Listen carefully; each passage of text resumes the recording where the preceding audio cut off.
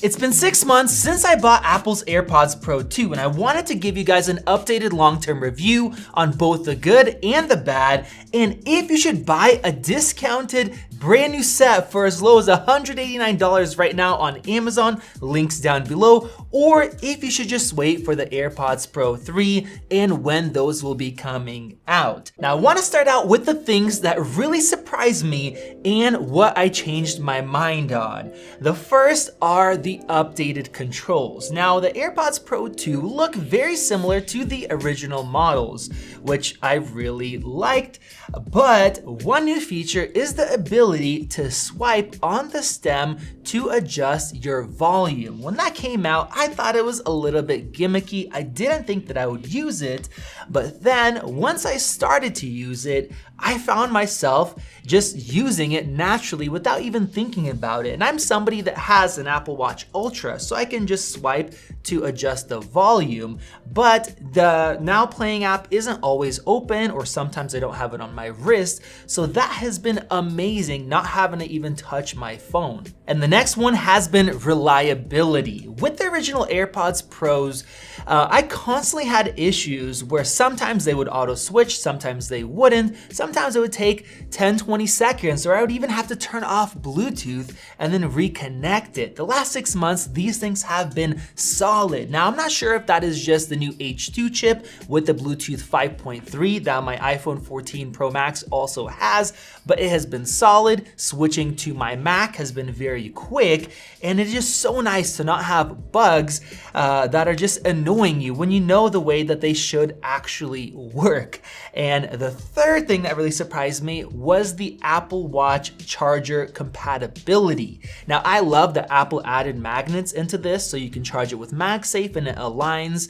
And then when they added the Apple Watch charger, I thought that was weird. I want Apple to go away from their own standard for the Apple Watch just to go to a standard Qi, because I don't like to have a specific charger, but I have found myself many times where I needed to charge this and I had an Apple Watch charger. I keep one in my car or my desk. I simply just set it down and it charges. Or even in my 3-in-1, just setting it down into the wrong spot at night, and then I realize it, but it charges anyway. So that is a nice touch. Now, the next thing I want to talk about is battery life. It has been incredible.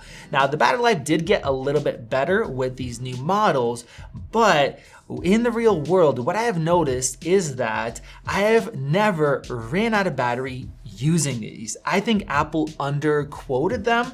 I think there's a little bit of extra capacity for long-term longevity, because if you didn't know, if your battery dies too fast, the maximum capacity, Apple will need to replace these if you're under warranty. And with that, they have the optimized charging feature, which I have kept enabled. So even though I use these all the time, I don't think they've degraded at all. Whereas with the previous AirPods, I would have them die on me. And even after 6 months to a year, it was noticeable that the batteries were not lasting that long. Now, because of that, I don't know if you really need Apple Care Plus. I would always buy them for AirPods, one of the only Apple devices that I would buy Apple Care for, because I knew the battery degraded so quickly that you would need to replace it. But with these updates, you might not need to, at least if you're very careful and you don't lose these. Now, Apple also added the Find Me functionality, basically an AirTag built in, and that is an amazing feature that is well worth upgrading in my opinion. Now, I'm not somebody that loses these very often, but that has come in handy one time for me. And the fact that we have a speaker here for it to make noises for you to find them is great. But what I like even more is when I do set them down to charge, just to have that little chime notification for me to know that yes, they are charging, that my charger is plugged in, is super nice. And with that, I have to talk about noise cancellation. It is phenomenal. So much so that in my last few times flying, I have literally not taken my AirPods Max. These things were great before, great on a plane, but I think with a lot of frequencies, the AirPods Pro 2 are actually better, and they fit in your pocket. They're very comfortable, they're less expensive. So when you combine all the convenience and the fact that the noise cancellation is so good, that is just a killer selling point for these and a killer reason to upgrade. Now, as far as transparency mode and microphone quality, Apple's always had amazing transparency mode, but now it is even better because of the feature called adaptive transparency, where when you're using them, if you have transparency mode on and there's loud sounds outside, it will actually lower the volume. So when I'm doing yard work, it is amazing, and it's a nice little safety feature to protect your ears. And that way I could be doing things, I could still hear my kids if I turn off the blower, and then when I turn it back on, it lowers the volume. I think that is a great feature that nobody really expected that Apple added, and it was awesome. Now with that, when I originally compared these to the AirPods 3, the AirPods 3 actually did a little bit better in terms of microphone quality. Now I don't know if Apple has improved it with software updates, but one thing that has been great is the voice isolation feature that they added that you can use with AirPods Pro 2 as well. Now that cancels out background sounds, takes your voice and kind of isolates it, so that's what it's sending to whoever you're talking to.